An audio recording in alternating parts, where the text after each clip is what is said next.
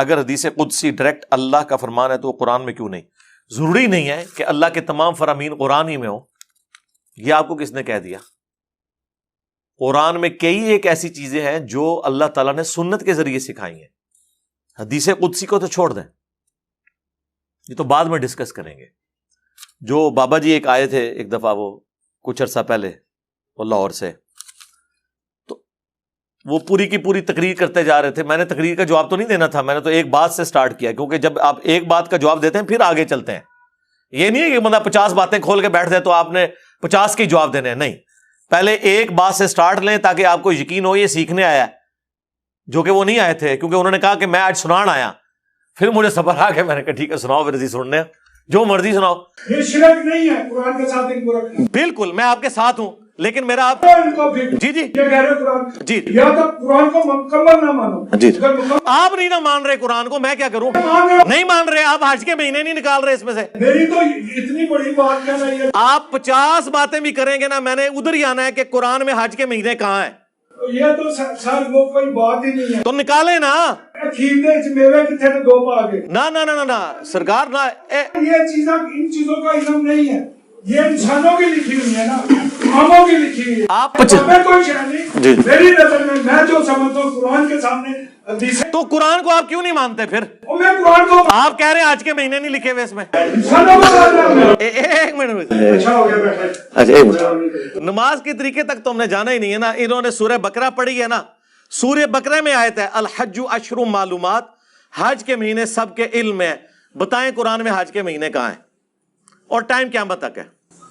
یہ میرا آپ سے سوال ہے, میں آپ کو قیامت تک دیتا ہوں, اس کے بعد بھی اللہ کے سامنے پیش ہونا ہے. جی جی, تو اللہ کا شکر دیکھیں آج میں نے آپ کو قرآن اور سنت کی اہمیت پہلے ہی بتا دی تھی, وہ سوال ہو چکا ہے.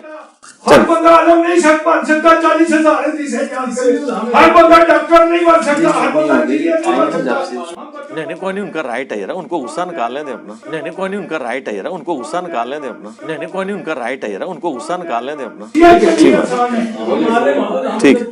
اچھا یار, آپ لوگوں میں سے کسی نے ان کے ساتھ نہیں ہونا, وہ میرے سے بات کر رہے ہیں. انکل جی حج کے مہینے, ایک سوال میں نے آپ سے پوچھا ہے قرآن میں حج کے مہینے کہاں ہیں؟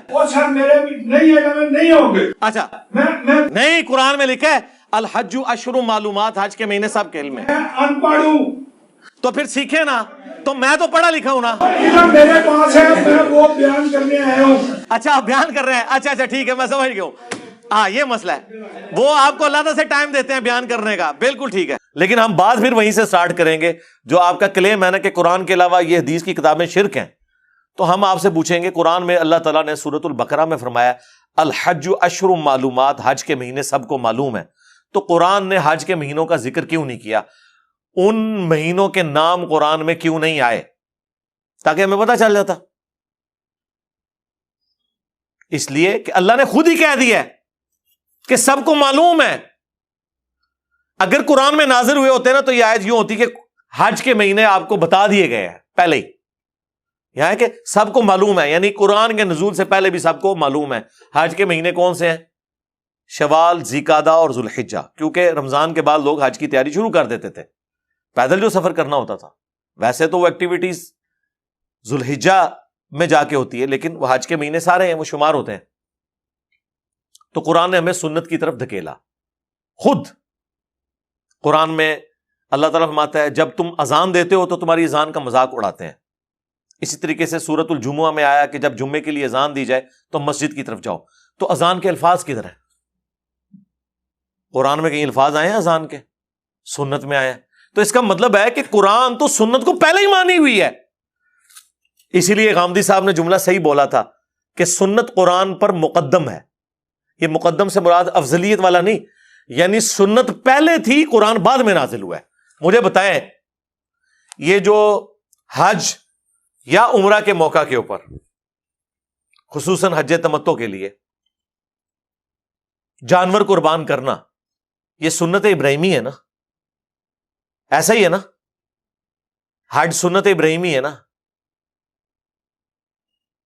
تو یہ جو حج کی جو سنت ابراہیمی ہے, یہ قرآن کے نازل ہونے کے بعد سے ہے یا قرآن کے نازل ہونے سے پہلے سے ہے؟ پہلے سے. قرآن میں موجود ہے.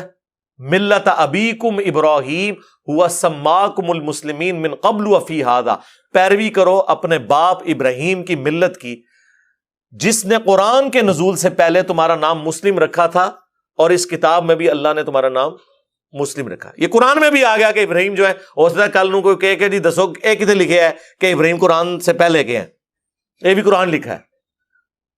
ملت ابیکم ابراہیم ہوا سماکم المسلمین من قبل وفی ھذا، اس سے پہلے ابراہیم نے تمہارا نام مسلم رکھا، اور اس کتاب میں بھی اللہ نے نام مسلم رکھا۔